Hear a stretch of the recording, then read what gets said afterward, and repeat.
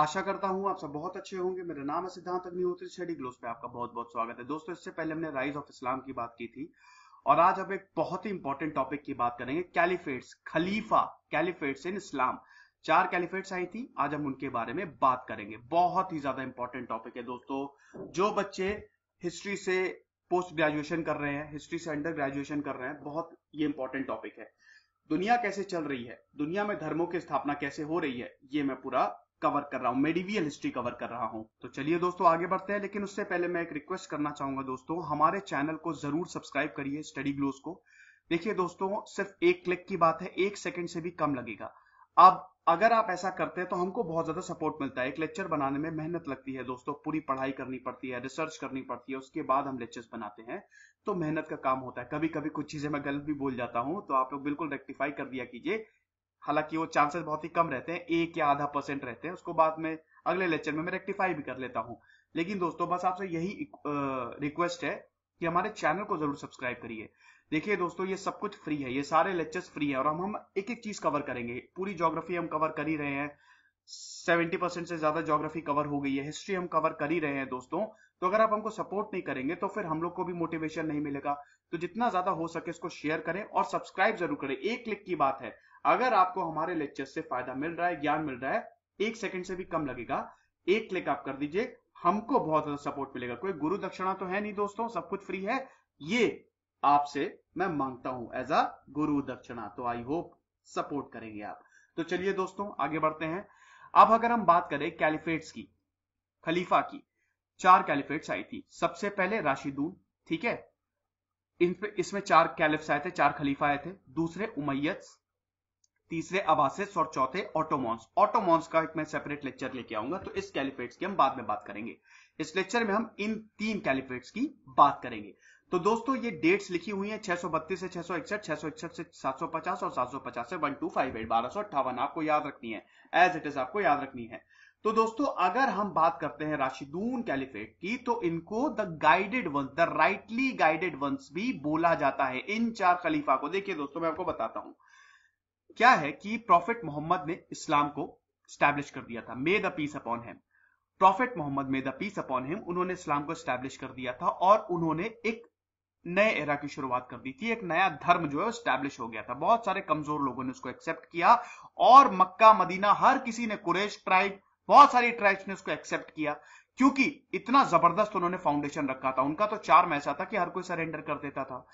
तो उसके बाद जब 632 एडी में, आज से 14 साल पहले, अल्लाह की गोद में समाते हैं प्रॉफिट मोहम्मद, तब हम देखते हैं कि सक्सेसर कौन होगा। ठीक है, किसको सक्सेसर बनाया जाए।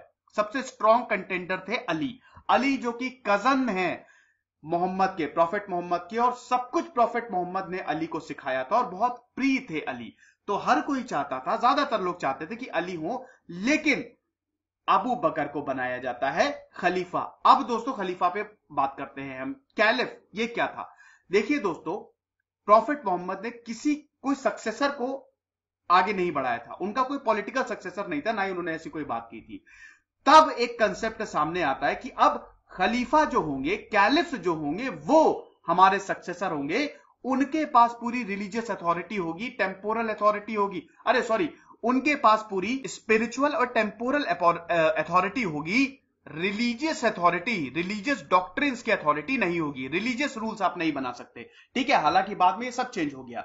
तो यहां पे हम देखते हैं कि कैलिफ्स का, खलीफा का कंसेप्ट जो है वो सामने आता है। अबू बकर को बनाया जाता है पहला खालिफ। ये 632 से 634, सिर्फ 2 साल का इनका रूल था। अबू बकर कौन थे दोस्तों?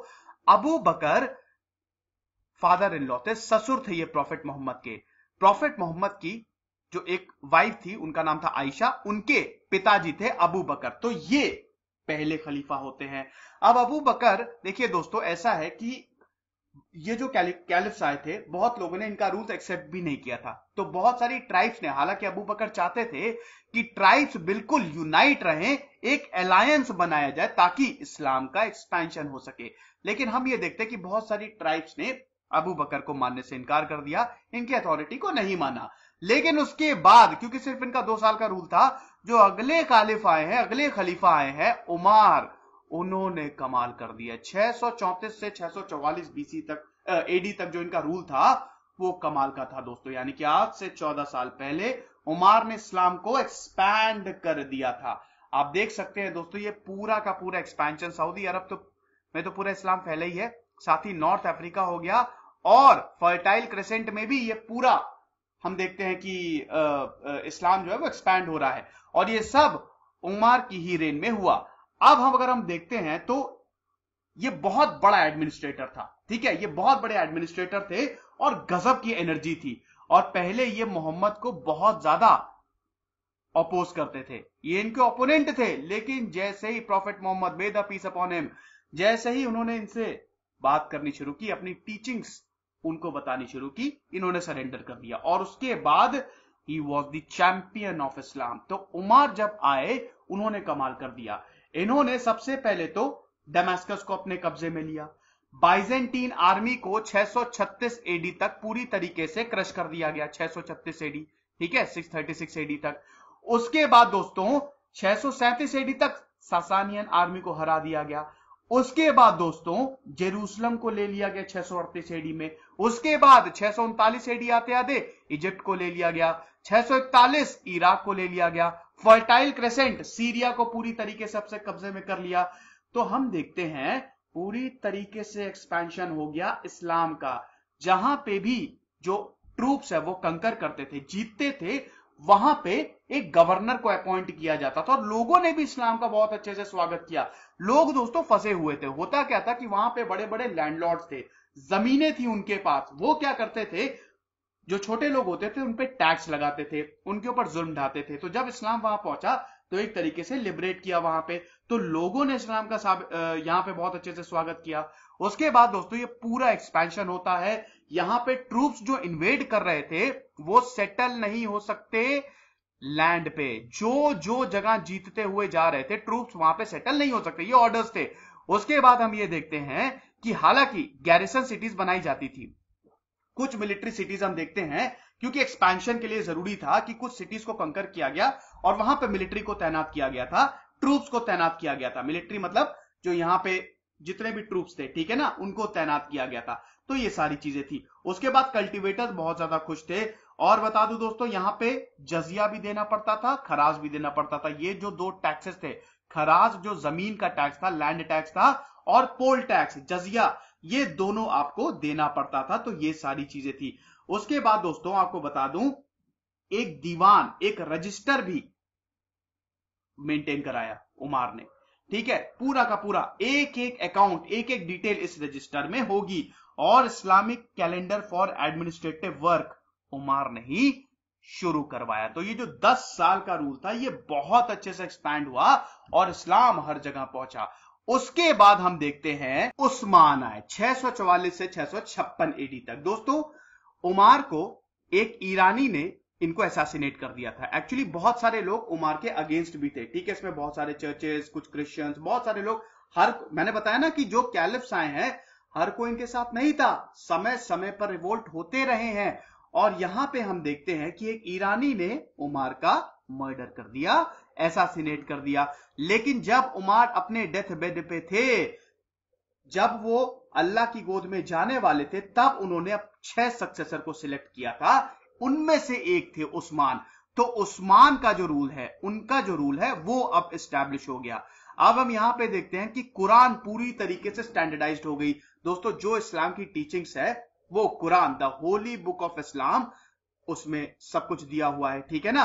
तो वहां पे हम देखते हैं कि कुरान को पूरी तरीके से यूनिटी के लिए स्टैंडर्डाइज्ड कर दिया गया, कंपलसरी कर दिया गया, ठीक है। लेकिन बहुत सारे लोग यहां पे जलने लगे उस्मान से, बहुत सारे लोगों ने यहां पे साजिशें रचना शुरू कर दी और हम देखते हैं कि यहां पे पहला सीरियस डिवीजन हुआ।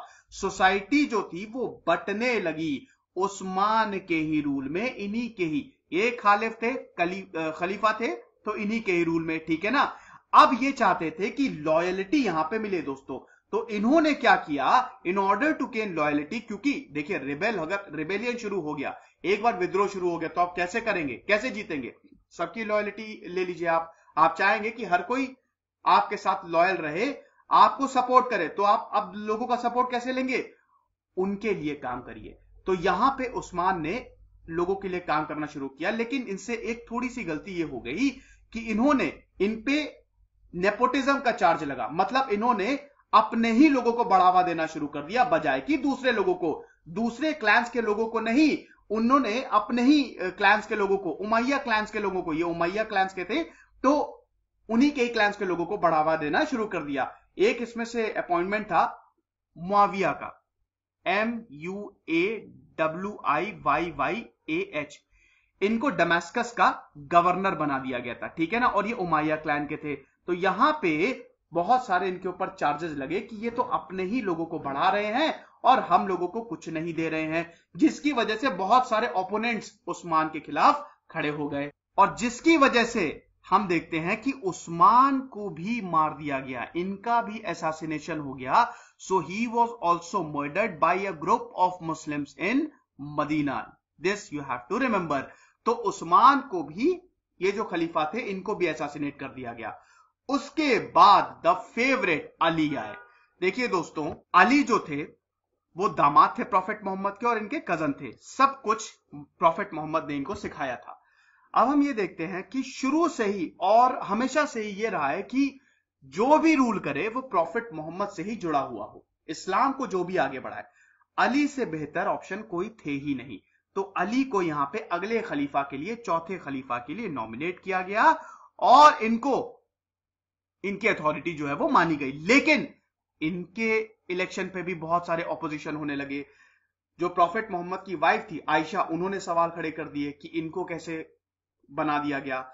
उस्मान को जो असैसिनेट किया है, आप इनका बदला लो, ये बोलने लगे सब अली से। और बहुत सारे ओपोनेंट्स जो थे, बहुत सारी बड़ी बड़ी वेल्दी फैमिलीज थी, वो इनके खिलाफ खड़ी हो गई। हालांकि सबसे ज्यादा एलिजिबल थे ये अली जो थे। अगर हम इनकी बात करें तो यहां पे पहला सिविल वॉर होता है, इन्हीं के ही रेन में फर्स्ट सिविल वॉर हुआ था मुस्लिम्स में, ठीक है। लेकिन अली थे बहुत ज्यादा टैलेंटेड, ठीक है, एक्स्ट्रा ऑर्डिनरी इंटेलिजेंस था इसमें, और इनमें सारी क्वालिटीज थी जो कि एक सक्सेसर के लिए चाहिए। प्रॉफेट मोहम्मद में, द पीस अपॉन हिम, उनके सक्सेसर के लिए जो भी क्वालिटीज चाहिए वो अली में हमको देखने को मिलती हैं। ये पहले थे जो कन्वर्ट हुए, इन्होंने सबसे पहले प्रॉफेट मोहम्मद की टीचिंग्स को मानना शुरू किया था इनकी वाइफ खदीजा के साथ। बहुत ही ब्रेव थे, पायस थे, लॉयल थे और आइडल्स ऑफ कुरान के हिसाब से ही चलते थे और दूरदर्शी थे। लेकिन उसके बावजूद लोगों ने बहुत अपोज किया इनको, ठीक है।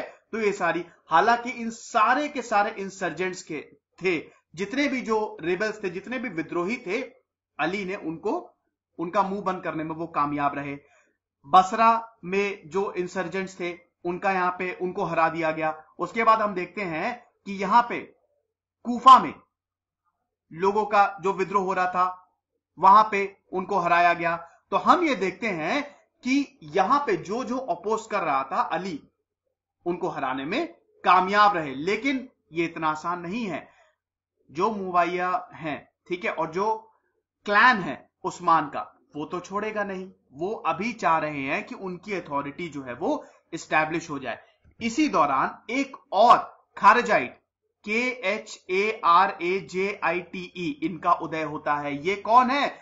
ये एक और रिलीजियस आइडल है जो कि अली को मानने से इनकार करते हैं। तो इनको भी बहुत ब्रूटली डील किया अली ने। हालांकि इनमें से एक खारजाइट ने अली को असैसिनेट कर दिया, तो अली को भी असैसिनेट किया गया और उसके बाद उमैयद कैलिफेट का उदय होता है। तो इन चार को द राइटली गाइडेड वंस, दोस्तों ये बहुत इंपॉर्टेंट, ये आपको याद रखना है, ये बोला जाता है। और यहां पे 661 एडी में राशिदून कैलिफेट का यहां पे समाप्ति होती है और फिर उमैयद कैलिफेट्स आती है। अब उमैयद कैलिफेट की बात करें दोस्तों, तो यहां पे हम देखते हैं जो इन्होंने सेक्युलर किंगशिप बनाई, ठीक है। तो सबसे पहला आपको जो पॉइंट याद रखना है, यहां से एक autocratic rule, secular kingship establish हो गई और मुवैया जो हैं वो यहां के पहले खलीफा बनते हैं दमास्कस में।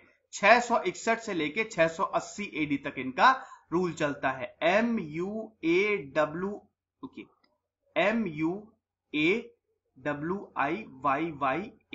मुवैया। 661 से लेकर 680 एडी तक इनका पूरा का पूरा रूल चलता है, ये हम देखते हैं, ठीक है ना। तो ये बहुत इंपॉर्टेंट है। उसके बाद देखते हैं कि ये मक्का मदीना पे लेस डिपेंडेंट है। ये ज्यादातर इन्होंने अपनी ही खुद की एक पूरी आर्मी बना रखी है और ये खुद से ही एक्सपेंशन उन्होंने करना शुरू कर दिया। इन्होंने नॉर्थ अफ्रीका को जीत लिया था, अल्जीरिया को जीत लिया था दोस्तों, कॉन्स्टेंटिनोपोल पे कब्जा हो गया था और काफी ज्यादा एफिशिएंट एडमिनिस्ट्रेटर हैं। और यहां पे इन्होंने जो कन्वर्जन होते थे उनको डिस्करेज किया। मतलब जरूरी नहीं है आपको इस्लाम में कन्वर्ट होना है, अगर आपका मन है तभी हो, ऐसा कोई जरूरी नहीं है। तो ये चीज है। लेकिन ये एक तीसरा पॉइंट, ऑटोक्रेटिक मोनार्क थे, तो सब कुछ इनके अंडर में था। तो हम ये सारी चीजें, आप कोई भी अगर कहीं पे भी ऑटोक्रेसी होगी दोस्तों तो डेफिनेटली वहां पे रिवोल्ट होगा ही होगा। इनके जो सक्सेसर थे याजीद, YAZID, याजीद, इन्हीं के ही बेटे थे।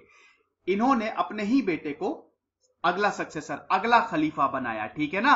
तो ये सारी, अब जो मदीना में थे, जो मदीना में रहते थे, जो अली, जो प्रॉफिट मोहम्मद के फॉलोअर्स थे, जो उनसे रिलेटेड थे, उन्होंने इस डायनेस्टिक सक्सेशन को मानने से इनकार कर दिया। उन्होंने बोले कि हम बिल्कुल भी नहीं मानेंगे। सपोर्टर्स ऑफ अली, शिया अली जो थे कूफा में, उन्होंने हुसैन को इनकरेज किया, ठीक है, हुसैन, HUSAYN, हुसैन को इनकरेज किया कि इनको होना चाहिए। हुसैन कौन थे? अली के बेटे थे, प्रॉफिट के ग्रैंडसन थे और इन्हीं का ही असली रूल होना चाहिए। जो प्रॉफिट मोहम्मद से रिलेट करेगा उनकी अथॉरिटी को माना जाएगा। तो यहां पे याजीद ने पूरी तरीके से इसको अपोज किया और बैटल ऑफ करबला हुई दोस्तों 680 AD में। हुसैन और उनके फॉलोअर्स को पूरी तरीके से असैसिनेट कर दिया गया, रूथलेसली असैसिनेट कर दिया गया। बैटल ऑफ करबला, अब दोस्तों उसी के लिए मुहर्रम मनाया जाता है। तो यहां पे हम देखते हैं कि ये जो इवेंट हुआ पूरे अरब में, यहां गुस्सा फैल गया, हर कोई यहां पे इनके खिलाफ, उमैय्यद के खिलाफ खड़ा हो गया। यहां पे मदीना पूरी तरीके से खड़ा हो गया, अरब की जो डिफरेंट डिफरेंट ट्राइब्स थी वो खड़े हो गए और बहुत सारे लोग यहां पे इब्न अल जुबैर ये लीडर हो गए। और ये कौन? याजीद को अपोज कर रहे थे। तो इन्होंने अपने आप को मक्का में खलीफा एस्टैब्लिश कर दिया। तो बहुत सारे यहां पे रिबेलियन शुरू हो गए, ठीक है, खारजाइट मूवमेंट भी एस्टैब्लिश हो गया यहां पे, बहुत सारे। और ये क्यों हुआ? बैटल ऑफ करबला के कारण। हुसैन और उनके सक्सेसर्स को जो खत्म कर दिया गया था, असैसिनेट कर दिया गया था, बहुत ही ब्रूटल था दोस्तों। लेकिन अथॉरिटी ऑफ उमैय्यद वाज रीअसर्टेड। जी हां, इनकी अथॉरिटी, क्योंकि बहुत ताकत थी इनके पास, इन्होंने दोबारा इसको रीअसर्ट किया। मारवान जो कि एक और रूलर थे, 683 से लेकर 685 AD तक इनका रूल था और ये कजन थे मुआविया के। तो इनके कजन ने सत्ता हथियाई और उसके बाद इनके बेटे, मारवान के बेटे अब्द अल मलिक, जो कि 685 से लेकर 705 AD तक थे, उन्होंने अपने रूल को एस्टैब्लिश किया और जहां जहां से भी रिबेल हुआ उनको शांत करने में ये कामयाब हो गए, सप्रेस करने में कामयाब हो गए। लेकिन यहां पे पता चल गया था कि अब ये कैलिफेट चलेगी नहीं। बहुत सारे रिवोल्ट हो रहे थे, टैक्सेस काफी ज्यादा थे, जजिया जकात लिया जाता था, जिसकी वजह से एक एक करके हम देखते हैं जो लीडर्स आए वो इनको संभाल नहीं पाए, ठीक है। जो सक्सेसर्स आए, जो आने वाले लीडर्स, आने वाले खलीफा आएंगे उमैय्यद के, वो बहुत ज्यादा एफिशिएंट नहीं, और अल्टीमेटली हम देखते हैं उमैय्यद का भी फॉल होता है। बता देता हूं दोस्तों, उमर 2 आए थे इसके बाद, ठीक है ना, 717 से लेकर 720 तक था। और जब उमर 2 आए थे, इन्होंने जब जो अगले खलीफा बने थे, तब तक जो रिसोर्सेज थे स्टेट के वो पूरी तरीके से खत्म होने लगे, डिप्लीट होने लगे, ठीक है। अब इसका एक और कारण था एक्सपेंशन। कॉन्स्टेंटिनोपोल को कब्जा करने की कोशिश की। कॉन्स्टेंटिनोपोल दोस्तों जो कि एक बहुत ही इंपॉर्टेंट कैपिटल थी ना ये बाइजेंटीन एम्पायर की, तो इसको कब्जे में लेने की कोशिश की गई और कब्जे में इसको ले नहीं पाए। तो प्रॉब्लम ये थी कि इसकी वजह से बहुत सारे पैसे खर्च हुए, बहुत सारे रिसोर्सेज, वेल्थ खर्च हुई, जिसकी वजह से एक एक मतलब धीमे धीमे जो रिसोर्सेज थे वो डिप्लीट होने लगे, ठीक है ना। तो ये सारी, कुछ मेदीनियन फैमिलीज को यहाँ पे स्पेशल स्टेटस मिला गया था, तो इसकी वजह से भी लोग खड़े हो गए कि इनको स्पेशल स्टेटस इतना क्यों दिया जा रहा है। ऊपर से टैक्सेस बहुत ज्यादा लगाए जाते थे, जिसकी वजह से और ज्यादा प्रॉब्लम हुई दोस्तों। फिर 743 AD में अल वालिद 2 आए। और एक और चीज बता दूं दोस्तों कि उमर 2 के बाद याजीद 2 आए, ठीक है। उमर 2 के बाद याजीद 2 आए 720 से लेके 724 तक, ठीक है ना। उसके बाद हिशाम आए 724 से लेके 743 तक, और ये जो पूरा का पूरा रूल था, यहां पे पॉलिटिकल अनस्टेबिलिटी रही, यहां पे रिबेलियन होते रहे, विद्रोह होता रहा, तो बहुत ज्यादा प्रॉब्लम हो गई थी। फिर दोस्तों 743 से लेकर 744 तक अल वलीद आए, जो कि बहुत एफिशिएंट रूलर नहीं थे, इररिलीजियस थे, डिबॉच थे, तो ये सर्वाइव ही नहीं कर पाए और इनको इन्हीं के ही किंसमैन ने मर्डर कर दिया। और उनके बाद याजीद III आए, जिन्होंने 1 साल तक ही रूल किया और अल्टीमेटली हम देखते हैं आखिरी रूलर आए, आखिरी खलीफा आए मारवान II 744 से 750 एडी तक, जो कि आखिरी रूलर थे। 60 साल में इनको सत्ता मिली थी, बहुत सारे तब तक रेबेलियंस हो चुके थे, आप कुछ भी नहीं कर सकते थे। यहां पे हम देखते हैं कि अब्बासीद का उदय होता है। देखिए दोस्तों, बहुत सारे, जैसा कि मैंने बताया, अब्बासीद जो कि डिसेंडेंट थे अब्बास के, अब्बास जो कि कजन ऑफ मुहम्मद था, तो उनके डिसेंडेंट थे, वो चाह रहे थे कि हमारा रूल स्टैब्लिश हो जो मोहम्मद से, जो prophet Muhammad may the peace upon him उनसे रिलेटेड है, उनका रूल स्टैब्लिश हो, और जो कि उमैयद्स के फॉल के सबसे बड़े वजह बने।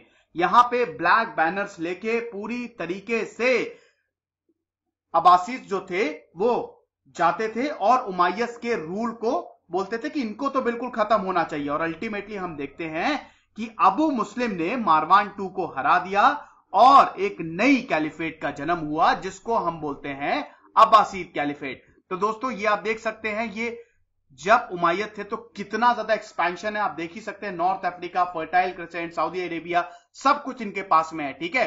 अब अब्बासीद कैलिफेट ये आखिरी कैलिफेट है। इनकी अगर बात करें तो सबसे पहले जो खलीफा आए थे, जो कैलिफ आए थे, वो थे अल सफह, ठीक है, 750 से लेकर 754 एडी तक। एक चीज और बताना चाहता हूं दोस्तों कि ये जो खलीफा थे, जो अब्बासीद डायनेस्टी थी, इनसे बहुत ज्यादा उम्मीदें की जा रही थी, बहुत ज्यादा उम्मीदें की जा रही थी, लेकिन इन्होंने भी मोनार्की स्टैब्लिश कर दी। बहुत ज्यादा उम्मीदें की जा रही थी कि ये जो आएंगे और प्रॉफिट मोहम्मद की जो रियल टीचिंग्स है उनको एक्सपैंड करेंगे, की उन्होंने, लेकिन उन्होंने साथ ही साथ मोनार्की भी स्टैब्लिश कर दी, क्योंकि ये फैमिली ऑफ मोहम्मद से ही आते थे, ठीक है। तो इसलिए इनसे उम्मीदें बहुत ज्यादा थी। इन्होंने एक दूसरी सिटी बगदाद को अपनी कैपिटल बना दिया। बगदाद कौन से देश की कैपिटल है, चलिए कमेंट बॉक्स में बताइए। इन्होंने बगदाद को अपनी कैपिटल बना दिया। उसके बाद हम देखते हैं कि यहां पे जो सीरिया का डोमिनेंस था, खलीफा के पद पे सीरिया बहुत ज्यादा इंटरफेयर करती थी, उनके डोमिनेंस को खत्म किया। जो अब्बासीद पावर का जो मेन मिलिट्री सपोर्ट था वो खुरासानी सोल्जर्स थे, तो इन्होंने ढेर सारे सोल्जर्स, सैनिकों को अपने पास लिया और इन्होंने क्या किया, इन्हीं सोल्जर्स के सपोर्ट से अपने रूल को एक्सपैंड किया, अपने रूल को एस्टैब्लिश किया, ठीक है। तो ये चीज है। अब दोस्तों हम देखते हैं कि अल सफा जो थे वो पहले अब्बासिद कैलिफेट थे। अब उमैयद के जितने भी लोग थे, जितने भी मेंबर्स थे, उनकी तो खैर नहीं है। तो यहां पे उनके ऊपर भी बर्बरता जो है वो दिखाई गई। एस्पियोनाज सिस्टम को, जासूसी के पूरे इस सिस्टम को, यहां पे जासूस छोड़ दिए जाते थे कि कोई भी अगर हमसे विद्रोह करने की कोशिश करे तो उसका जो अंजाम है वो अच्छा नहीं होगा, ठीक है ना। तो ये चीज थी। उसके बाद दोस्तों आपको बता दूं कि अल मेहदी आए 755 से लेकर 785 एडी तक, ठीक है। इनका रूल स्टैब्लिश हुआ, इन्होंने भी बहुत अच्छा काम किया। लेकिन सबसे बड़े अब्बासिद कैलिफेट में जो खलीफ आए थे वो आए थे हारून अल रशीद, जो कि 786 से लेके 809 एडी तक आए थे। इन्हीं के ही दौरान दोस्तों बहुत कुछ हुआ, ठीक है, जबरदस्त थे ये। सरकार जो थी, वजीर कंट्रोल करते थे, ठीक है, वजीर जिनको बहुत इंपॉर्टेंट पोजीशन दी जाती थी।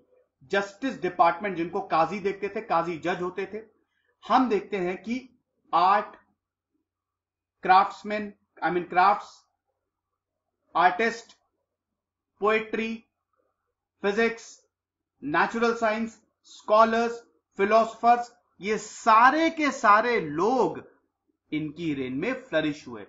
बहुत ज्यादा यहां पे सपोर्ट दिया गया आर्टिस्टों को, फिलोसोफर को, साइंटिस्ट को। एस्ट्रोनॉमी बहुत जबरदस्त तरीके से डेवलप होनी शुरू हो गई। कॉमर्स बहुत ज्यादा फ्लरिश हुआ। ट्रेड जो था, Indian ocean, partial gulf, red सी, ब्लैक, मेडिटेरेनियन सी, ये पूरा फैला हुआ था, भारत तक ट्रेड होता था दोस्तों। तो यहां पे बहुत ही इंपॉर्टेंट था। हैंडीक्राफ्ट इंडस्ट्रीज जो है वो बहुत फ्लरिश हुई। तो हारून जो थे वो बहुत ही जबरदस्त खलीफा थे।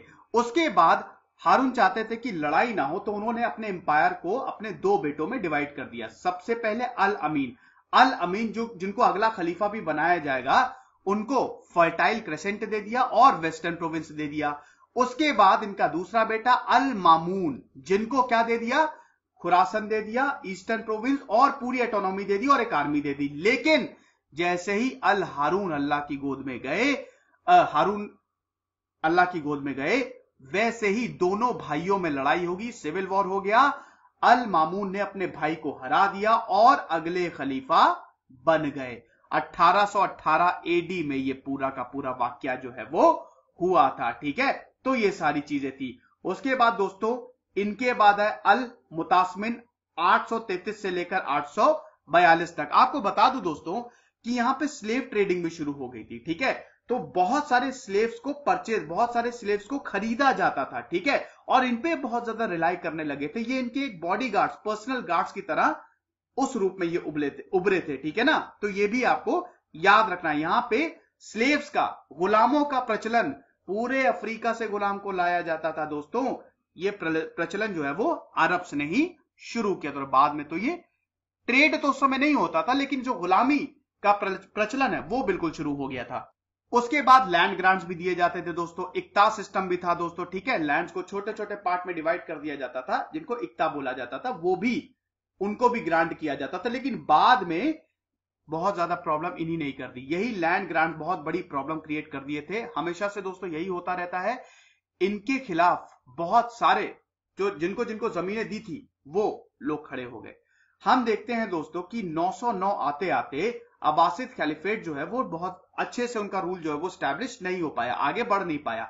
छोटे छोटे जो प्रोविंस थे और बहुत सारे ग्रुप्स ने इनके खिलाफ रिवोल्ट कर दिया और ये बट गए। ठीक है ना, आपको बता देता हूं कि जो फातिमिद्स थे उन्होंने इजिप्ट पे अपना पूरा कंट्रोल ले लिया।